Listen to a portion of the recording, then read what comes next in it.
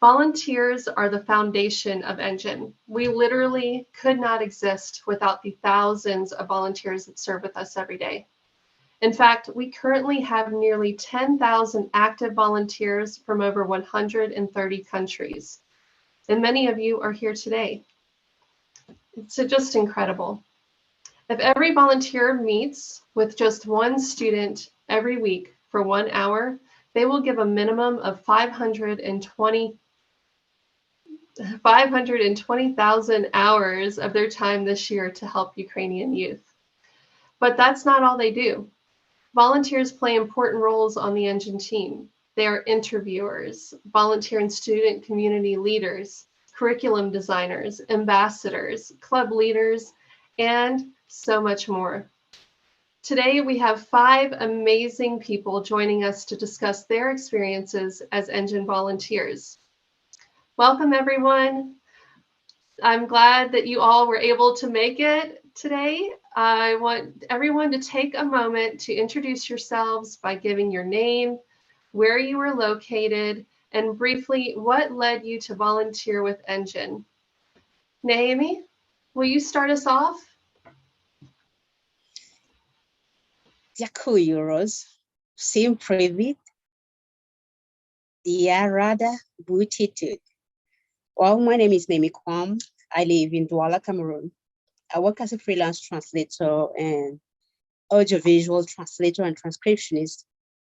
I have a passion for languages, and as one wise man once said, there is more happiness in giving than there is in receiving. I always wanted to share that passion and love for English with others by giving a bit of my time. I therefore decided to join ENGin as a volunteer. Thank you, Naomi. Claire, would you like to go next? Sure. So my name is Claire. I'm from Indiana, and I actually joined ENGin for a similar reason. I am also a language learner myself, and I actually found ENGin while looking for conversational practice for Spanish. So I guess my interest in languages kind of led me to join ENGin, and I've had a great experience since. So thank you, Claire. Claire's also been helping us plan this event, so thank you for that. And David, you are next up on my screen. Would you like to introduce yourself? Yeah, sure. My name is David Bezmoskas. I'm in Toronto, Canada right now. I was born in Latvia, which was part of the Soviet Union at the time. I'm an author and familiar with that part of the world. I've been writing about it for a lot, and very sympathetic to what's happening in Ukraine and disgusted by what Putin is doing. And so I wanted to help in this sort of grassroots way, which I really like. I also teach. I teach creative writing here in Toronto, so I'm a language educator, and I thought that this would be a good way to do it. Thank you, David. And Michelle, would you introduce yourself? Yes, thank you. I am Michelle, and I have been with ENGin about 2 years. I, similar to Claire, also was looking for English, Spanish volunteer opportunities because I speak Spanish and was trying to help people learn English. And I have a passion for languages. My ancestors, like my grandmother's parents, they never spoke English, and they were Italian immigrants who lived in Brazil for a period of time and only spoke Portuguese and Italian. So I've really enjoyed ENGin so far. I love my students, and I have a great passion for this. And like everyone has said, the situation in Ukraine is really not good. And I just am very surprised about how resilient Ukrainians are. And I see that every day in my students. Absolutely. I also see that in our students and our team members that are in Ukraine as well. Lastly, George, would you introduce yourself?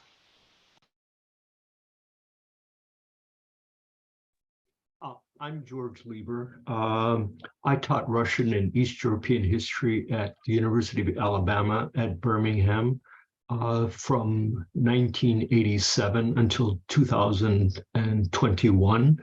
just a few weeks before the current war in Ukraine broke out. And in the 30 years or so that I taught at the University of Alabama at Birmingham, my specialty, my concentration was researching the history of Ukraine in the 20th century. I became an ENGin volunteer only a few weeks ago. I wanted to meet Ukrainians and to give them kind of my support. And I wanted to do this not so much on an intellectual level, which I've been doing over these past decades, but rather on a practical level in terms of meeting people and speaking to them one-to-one. That's wonderful. Thank you, George. And we're certainly happy to have you and all of you on board. Okay, so let's get started. I'm going to start with you, Michelle. Most people are surprised when they discover we have one person that matches all of our students and volunteers. You have been with ENGin for more than 2 years, like you said, and you currently meet with 2 students. In thinking about how you were matched to your students, what surprises you the most? Do you and your students have things in common? Yes, so I just took on a student a few weeks ago and a second student, but my first student and I are both, she's 29 now and I'm 34. And since we're close in age, we're both dating and in the dating world. And we talk about the difficulties of dating. And I find it surprising that she's still able to have a normal life, even though there's war. And with my new student, he actually just took on, he has the confidence in himself as a beginner to take on a job where he has to speak English. And we just find commonalities. Like they love cats, both of my students. So I like to send them like cat videos and that makes their day. And I think the matching process, I don't know how it's done, but I think honestly, just from what I know about Ukrainians, they're all such amazing individuals. And I feel like everybody I've seen on Facebook, on the volunteer platform, everyone has similarities with their volunteers, and their volunteering has even led to personal meetings, which I hope to meet both of my students one day. And I just feel like the students are just so open to learn about different cultures, and although war doesn't come up as a topic very often, it's something that they're battling, and us volunteering helps them get through that, I think. Absolutely. And that is something that we hear often from our volunteers and our students about how they have so many things in common with their match and are able to find all these things, interests and hobbies, and even like current life situations that bring them together. Okay, Claire, meeting someone for the first time can be a little intimidating.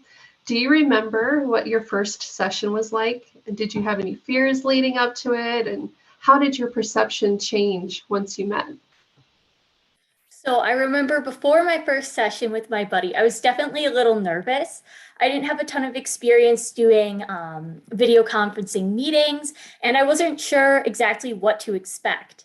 I remember I actually prepared a list of questions beforehand so that I would be well prepared to ask my buddy any questions. But I remember our first session was definitely a little awkward.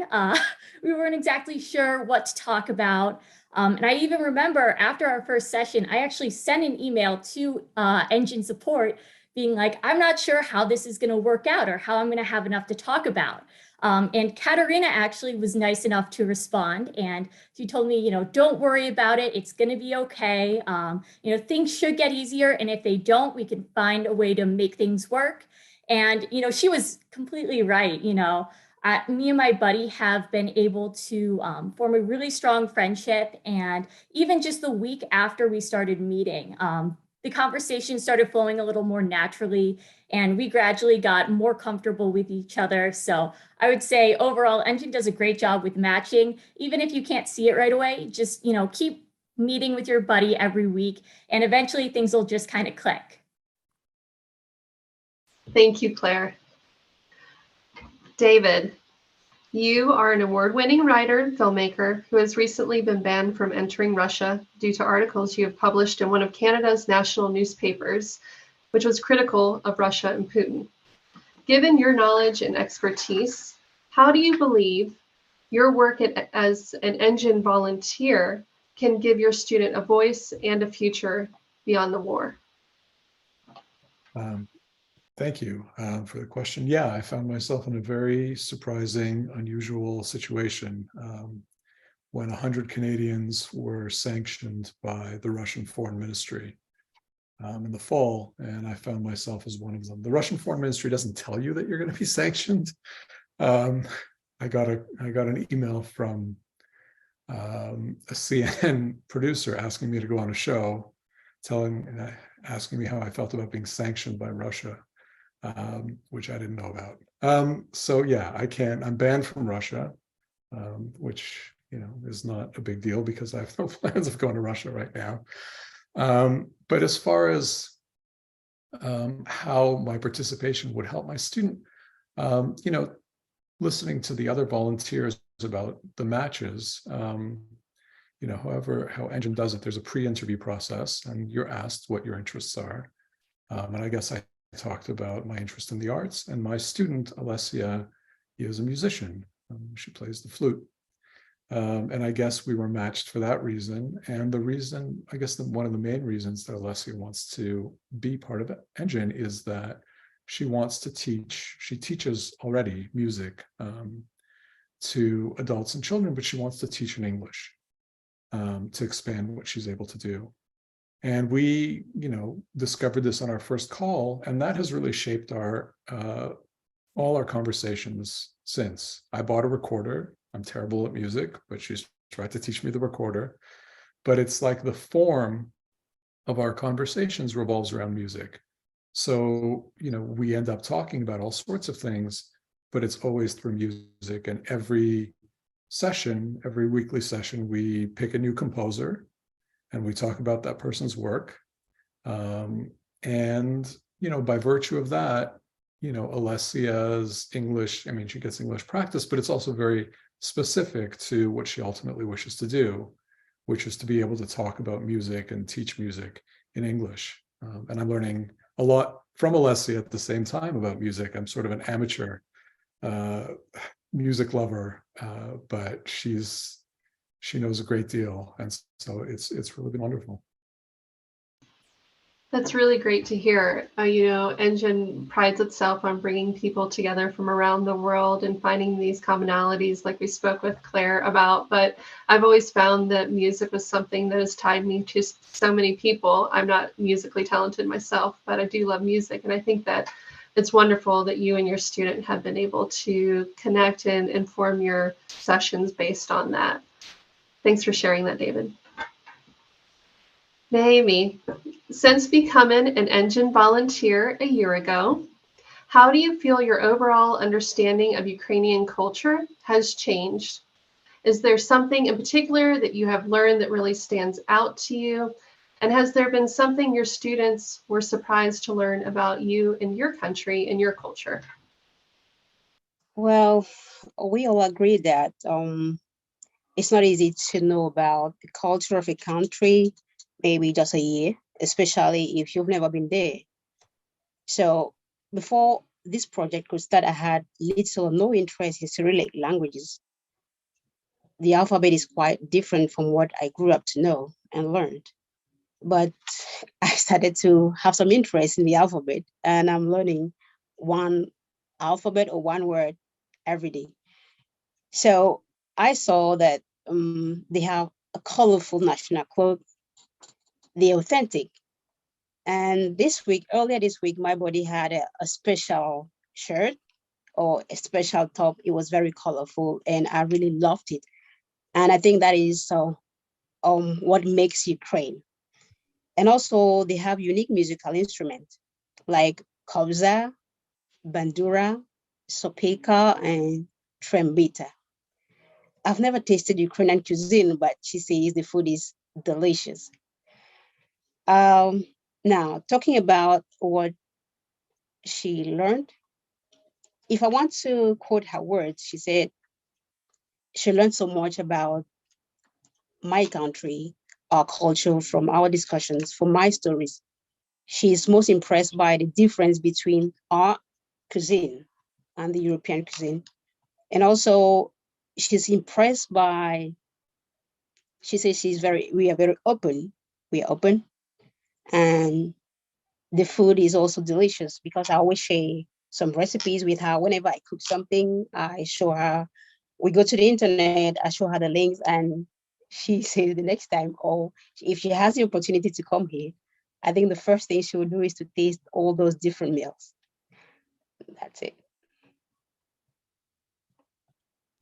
Thank you for sharing that. I remember the first conversation I had with you, we talked about food.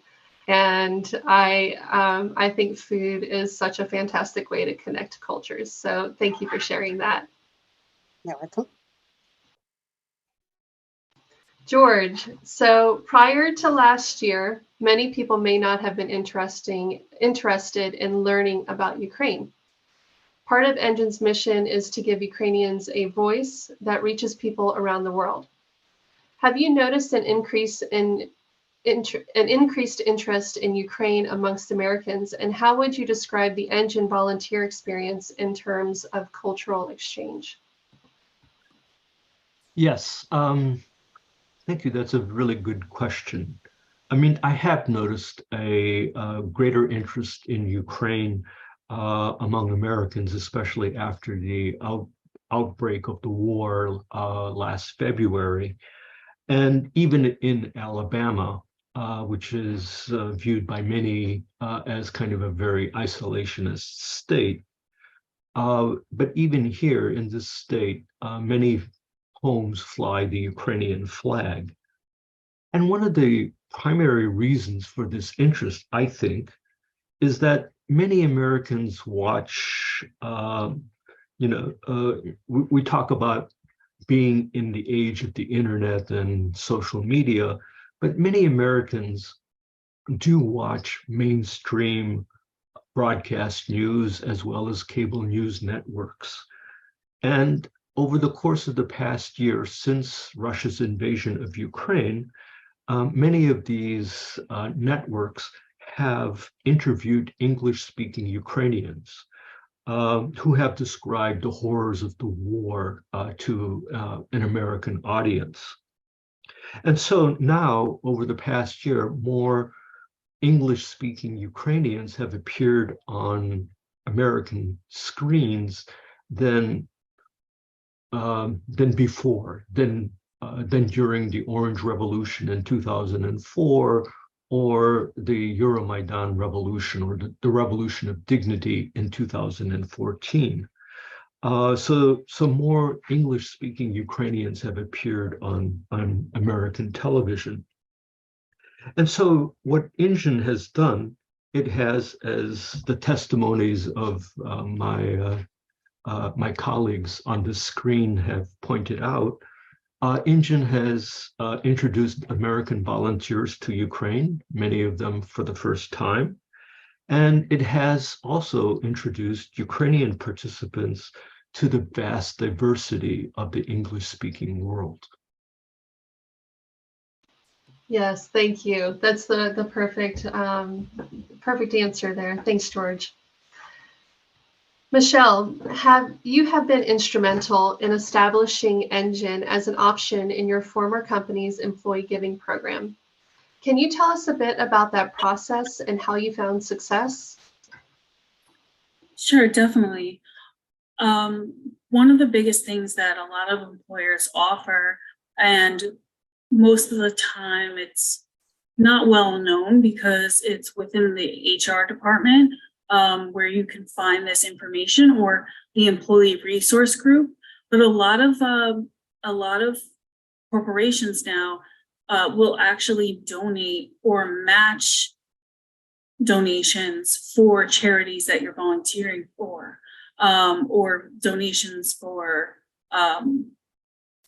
like any donation. So I actually used to work for Ally Corporate Finance, and they had two programs. They had one for every hour I volunteered, they would give ENGin $25. And my student and I, my one that I've been with for a year now, we talk for hours on the phone, 3 or 4 hours sometimes at a time. So that really helps ENGin and helps gain a lot of momentum and in the fundraising base there. So that $25 per hour of volunteering was up to $1,000 per year. And then I also found out that there was a drive, and if you do a drive, it's group matching, and if you can get people to donate to that, the company will actually match the group donations. So I was able to raise $1,500 within only about 150 people were in the corporate finance department where I've worked, and I was able to raise $1,500, which was then matched to $3,000. So, and then currently I'm an agent at New York Life, and New York Life also has a charitable giving foundation. And I started a fundraiser as a new agent, not really knowing how to navigate the system, but I found it. And even one person donated $500 right off the bat, like a senior executive.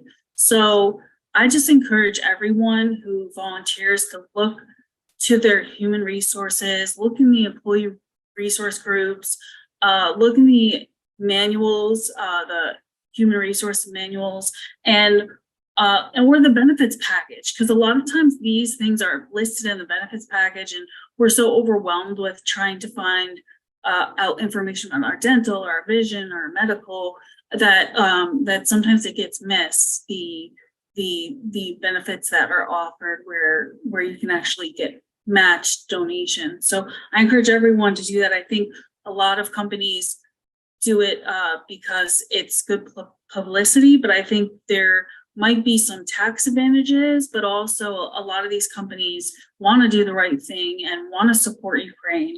And I found no resistance at either employer for this fundraiser, and it's just great. And I wish that I could have, gotten more than $3,500, but the more, if every person who volunteered within ENGin did that, they would meet their fundraising goals and beyond. So definitely encourage everyone to look into that.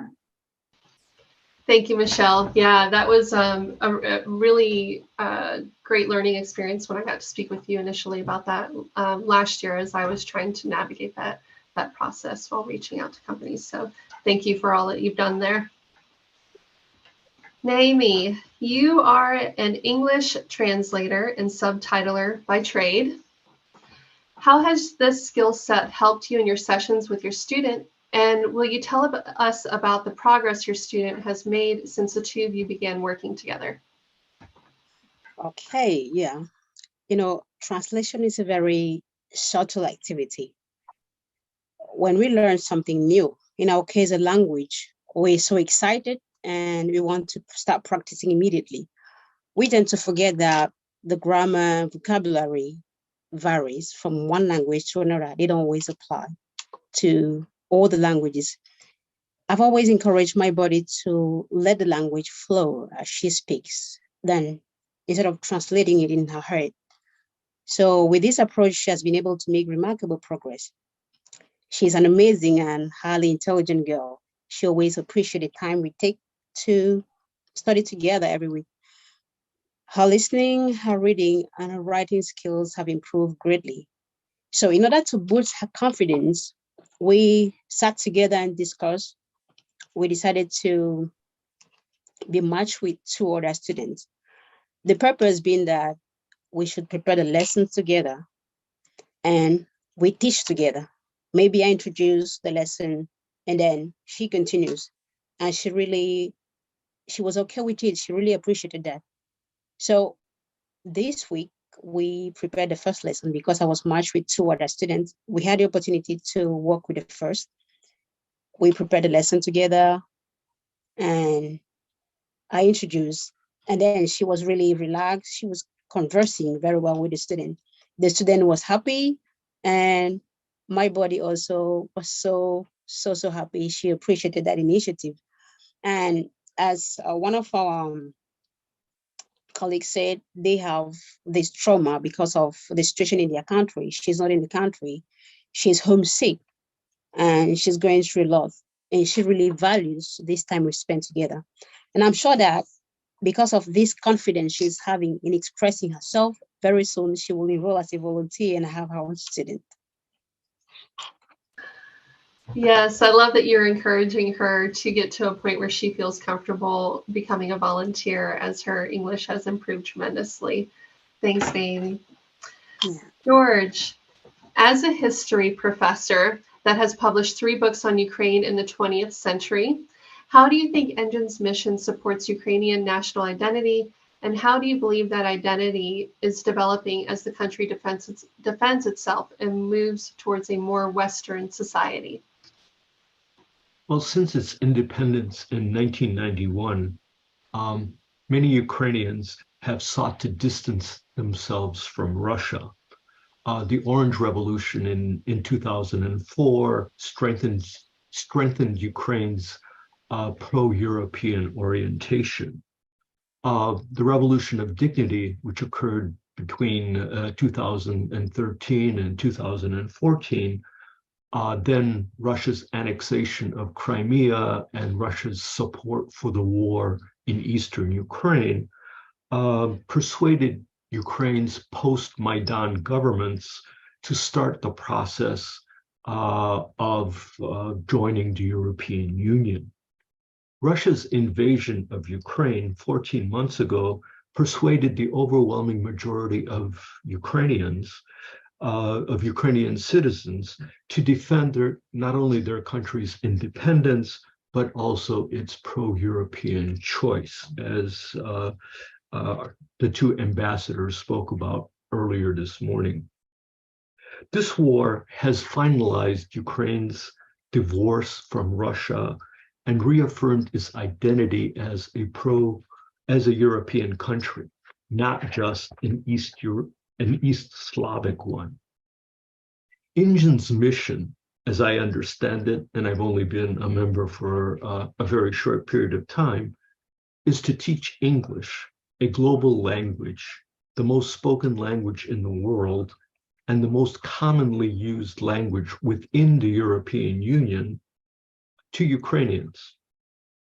ENGin helps Ukrainian students to access the world, to speak to the world community, to express their dreams, fears, hopes, and aspirations in English to the vast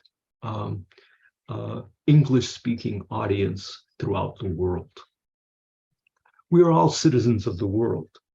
So if you are not an ENGin volunteer or an ENGin student and are listening to this broadcast, please join us. Thank you, George. David, can you describe one experience or discussion with your student that has really made an impression on you, and why? So I think, like a lot of people who have an interest in Ukraine and what's happening, we consume the news in sort of like a macro sense to get a sense of what's going on in the country. But I think the advantage of speaking to somebody who's there gives you a very intimate lens through this person onto what's happening. So for instance, my student is in Kiev, and she's on maternity leave, and she has a 2-year-old son and husband, and they live in Kiev. And so getting a sense of like her describing what life is like having a 2-year-old child is some of it I could not have like predicted. So for instance, how few little children there are left. And that when she goes with her son to the playground, he's often one of the only children his age. And what that means, you know, to be a child growing up. What happens when there's an air raid siren with a small child? They go to an underground car garage. that's where they take shelter. And she's teaching her son to count by counting cars, and colors by the color of cars, and reading license plates. Like, it's that sort of thing that really makes an impression. And I mean, for me, also as somebody, as a writer who's fascinated about the particular details of the world, those things make more of an impression than I think, the larger political, discussions do, because this is, how people experience their day-to-day lives.